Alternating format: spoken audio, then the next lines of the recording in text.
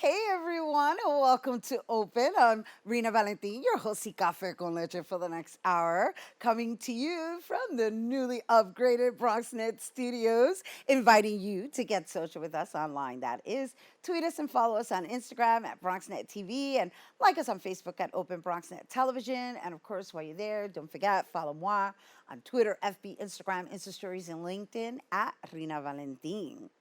So it's Pride Month, mi gente, and as we celebrate the self affirmation, dignity, equality, and increased visibility of lesbian, gay, bisexual, and transgender people, our first guest is a creative art director and the author, designer, and illustrator of ABC of Gender Identity, an A to Z alphabet book designed to normalize non binary genders. And the intention is to introduce a wider lens and promote greater diversity, inclusion, and acceptance within children. Here now to tell us more is ABC of Gender Identity author, designer, and illustrator Devika Dalal. Hi, Devika. Hi, how's it going? It's great to be here. Well, we're happy to have you. And, let's just kick it off. We say, hey, happy Pride Month. Yes, happy Pride Month. And so, I didn't introduce your the other hats you wear, as we all do, right? We wear many hats. And so, working in the advertisement business, right? I mean, I know our interview is geared more towards your writing and this creative process. However, after researching you and seeing how many major labels you've worked with, how many brands, major brands, I might add, I mean, like Nike, LinkedIn, I mean, you're working with some high level individuals there. And so I was just curious to know if through your work of advertising, was there a particular campaign that may have inspired you to create this book? Yeah, it's interesting. I don't think there was necessarily one specific project that I worked on that inspired me to write this book, but it was really my journey on all of them.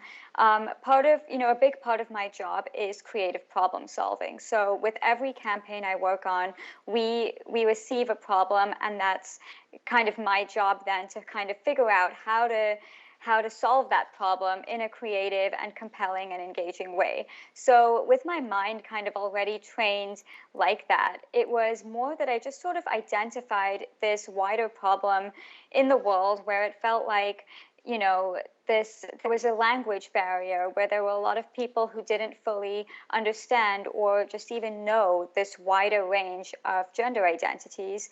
And it just kind of brought out that, the art director in me, what I do in my job every day, it just kind of, triggered something in me that this felt like a problem that I wanted to solve, and I wanted to do something about it. And so, how long ago was this book created? So I first came up with the idea for this book in 2017, and that was when there was a lot of conversation happening around gender identity. It was under the Trump administration when there was a lot of conversation about, trying to suppress these different genders, and it's just something that I felt very strongly about, and I felt like there needs to be a little bit of a greater awareness around it, because with greater awareness, that's when we can have more conversations. That's when we're able to accept more as well, just because we understand it. Right. And so I find that within the English language, there are new words that make their way into our existence. And so, you define words such as ungender, gender fluid. And so I wonder, like, first of all, where did you find, how did you do your research, right? And why was it so important for you to define these words for kids, specifically for kids? Are you a parent yourself?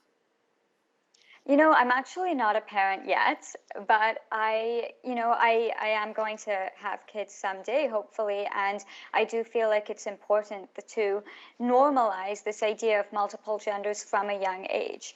Many, I think, in my generation grew up only learning that there were two genders, boy and girl, man and woman, and that's actually it's not necessarily true, and children actually begin kind of exploring their gender and kind of grasping what sort of gender they feel closely aligned to from as young as 3 years old. So it's actually pretty important for them to have this understanding of the wider range of gender identities that exist, just in case there is something that they are kind of aligning with and something that they're feeling closely connected to and maybe don't necessarily have the words to describe it yet.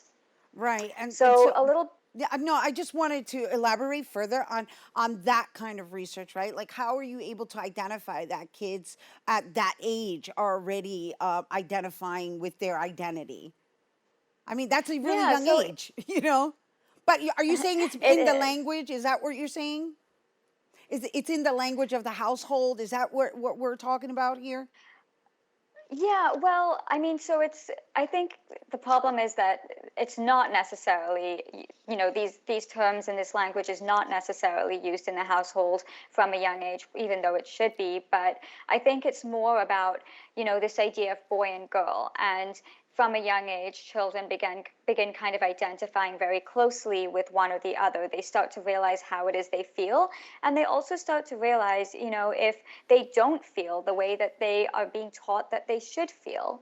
And that can be a very confusing type of feeling to have at that age when you can't understand why you maybe don't feel the way that you're being told you should feel, and you don't have the rest of the words or the understanding to describe that. And, children also pick up a lot from the way people react around them, whether that's their family, their teachers, their peers. And so if nobody around them is kind of talking about, other options and other possibilities, it can be a very difficult sort of experience for a child to go through, to feel like they're not understood and that they don't feel the way that everyone around them expects them to feel. So even though this is the ABCs and it seems as though it's geared towards children, it's really geared towards the adults so that they have the language to reference. Absolutely, absolutely. It's really geared towards a book for parents to use with their children to kind of start that conversation from an early age.